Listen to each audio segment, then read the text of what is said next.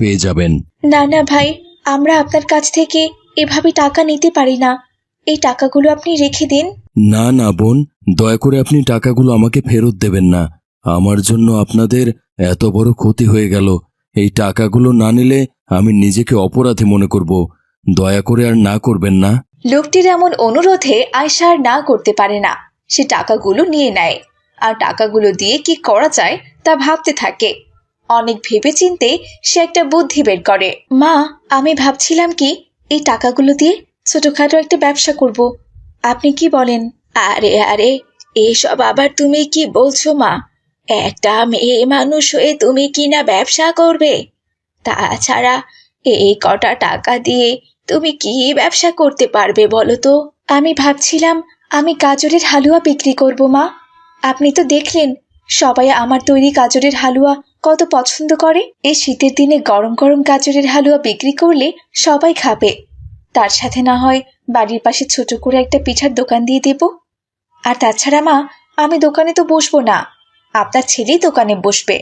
আপনার ছেলের পায়ের অবস্থা তো খুব একটা ভালো না, তাই বাড়ির পাশে দোকান করলে তার খুব একটা সমস্যা হবে না। আর যদি কোনো সমস্যা হয়েও যায় তাহলে আমরা তো আছি তাকে দেখাশোনা করার জন্য।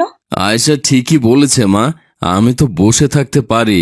আমি না হয় বসে বসে আয়েশার তৈরি হালুয়া পিঠা বিক্রি করব, এতে আমার কোনো সমস্যা হবে না। তাছাড়া আমি যদি এই অসুস্থ পা নিয়ে 2টা মাস বসে থাকি তাহলে পুরো সংসারটা তো অচল হয়ে যাবে মা। আল্লাহ তাআলা আমার এত সুন্দর 2টা হাত দিয়েছেন উপার্জন করে খাওয়ার জন্য, তাই আমি বসে থাকতে পারবো না মা। আমি কর্ম করেই খাবো, আর ইনশাল্লাহ এভাবেই আমার সফলতা আসবে। রহিমের কথায় জহুরা আর না করে না। এরপর আয়শা সে 10,000 টাকা দিয়ে গরম গরম হালুয়া আর পিঠা বানিয়ে বিক্রি করে। তাদের বাসায় হালুয়া রাখার মতো তেমন কোনো বড় পাত্র ছিল না, তাই কোনো উপায় না পেয়ে আয়শা মটকার ভেতর হালুয়া রেখে দোকানে দিয়ে আসে। আর রহিম সেই হালুয়ার নাম দেয় মটকা হালুয়া। সন্ধ্যার পর থেকে তাদের দোকানে মটকা হালুয়া আর গরম পিঠে খাওয়ার জন্য ক্রেতাদের ভিড় পড়ে যায়। তো বন্ধুরা, গল্পটি থেকে আমরা কি শিখলাম?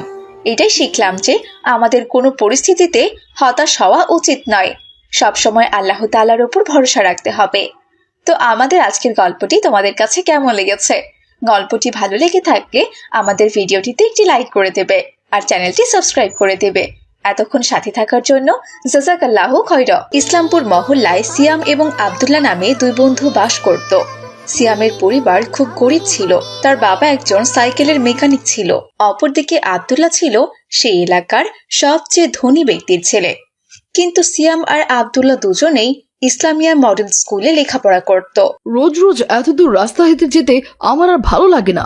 বাবাকে কত করে বললাম একটা সাইকেল কিনে দিতে, কিন্তু বাবা আমাকে একটা সাইকেল কিনেই দিচ্ছে না।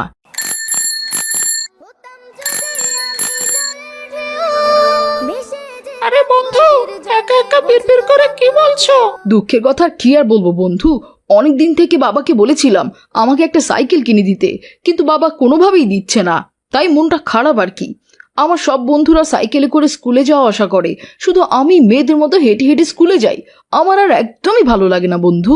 ও, এই ব্যাপার। হয়তো চাচার কাছে টাকা পয়সা নেই, এই জন্যই তোমাকে সাইকেল কিনে দিতে পারছে না। মন খারাপ করো না বন্ধু, আমার তো সাইকেল আছে। আজ থেকে তুমি প্রতিদিন আমার সাইকেলে করে স্কুলে যাবে। আমার সাইকেলের পেছনে উঠে বসো, আমি তোমাকে স্কুলে নিয়ে যাচ্ছি। জাযাকাল্লাহু খাইরান। এরপর সিয়াম আব্দুল্লাহর সাইকেলের পেছনে উঠে বসে আর আব্দুল্লাহ সাইকেল চালিয়ে স্কুলে যায়। এভাবেই আব্দুল্লাহ প্রতিদিন সিয়ামকে সাইকেলে করে স্কুলে নিয়ে যেত। একদিন সিয়াম স্কুলে যাওয়ার জন্য বের হলো, তখন তার বাবা বলল, বাবা সাহেব, দাঁড়া বাবা, দেখি তো তোর লঙ্গির মাপটা লই। কেন বাবা, আমার লুঙ্গির মাপ নিয়ে তুমি কি করবে? তুমি তো খুব ভালো করেই জানো আমি কখনো লুঙ্গি পরি না। ছোটবেলা থেকেই আমি পাঞ্জাবি পায়জামা পরি। হ্যাঁ বাবা, পরনের দরকার হইলে তো লুঙ্গি পরতে হইব, কারণ আমি কাল তোর মুসলমানি করামো। এখন তোর অল্প বয়স, এই বয়সে মুসলমানি করাইলে অতটা কষ্ট হইব না। এই তুমি কি বলছো বাবা? তুমি আমাকে মুসলমানি করাবে? ই আল্লাহ, আমি মুসলমানি করব না। আমি সবার কাছ থেকে শুনেছি মুসলমানি করলে নাকি খুব কষ্ট হয়। আমি মুসলমানি করব না বাবা। মুসলমানি করা যে সুন্নত রে বাবা। এই পৃথিবীতে যতগুলা নবী আইছে তারা সবাই সুন্নতে খাতনা করছে, তাই তোরেও করতে হইব। আর মুসলমানি করা ভালো। ইসলামিক দৃষ্টিকোণ থেকে যেমন ভালো, তেমনি স্বাস্থ্যের দিক থেকেও ভালো। এতে অসুখ বিসুখ কম হয়। আমি তোরে কালকেই মুসলমানি করাম রে বাপ। আজকে তোর স্কুলে যাওন লাগবো না বাজান। না, আমি আজকে স্কুলে যাব। মুসলমানি তো কালকে। কালকে না হয় আমি বাড়িতে থাকবো। মা, তুমি একটু বাবাকে বোঝাও না। আহা, ওরে আপনি জোর করতেছেন কেন? ও যখন কইতাছে ও আজকা স্কুলে যাইবো, তাহলে ওরে যাইতে দেন না। তুই যা তো বাবা, যা। এদিকে সিয়ামের জন্য আব্দুল্লাহ অপেক্ষা করছে। আসসালামু আলাইকুম সিয়াম বন্ধু, তোমার আসতে এত দেরি হলো কেন? তুমি তো প্রতিদিন আমার আগে এখানে চলে আসো, আজ হঠাৎ এত দেরি করলে কেন বন্ধু? ওয়ালাইকুম আসসালাম। আর বলো না বন্ধু, বাবা আমার মুসলমানি করাতে চায়, তাই আমার লুঙ্গির মাপ নিচ্ছিল। আমার তো ভীষণ ভয় লাগছে রে বন্ধু। শূন্যতে খাতনা, এ তো খুবই ভালো কথা বন্ধু। এতে ভয় পাওয়ার কি আছে? আমার বাবা বলেছে খুব বেশি ব্যথা লাগে না, পিঁপড়া যেমন কামড় দেয় তেমন একটু ব্যথা লাগে আর কি। তাছাড়া মুসলমানদের যে শূন্যতে খতনা করতেই হবে। তুমি আর না করো না বন্ধু। আচ্ছা বন্ধু, তোমারও কি মুসলমানি হয়েছে? না বন্ধু, আমারও তো সুন্নতে খতনা হয়নি। বাবার সাথে আসলে এ বিষয়ে আমার কোনো কথাই হয়নি। আমার তো খুবই ভয় করছে।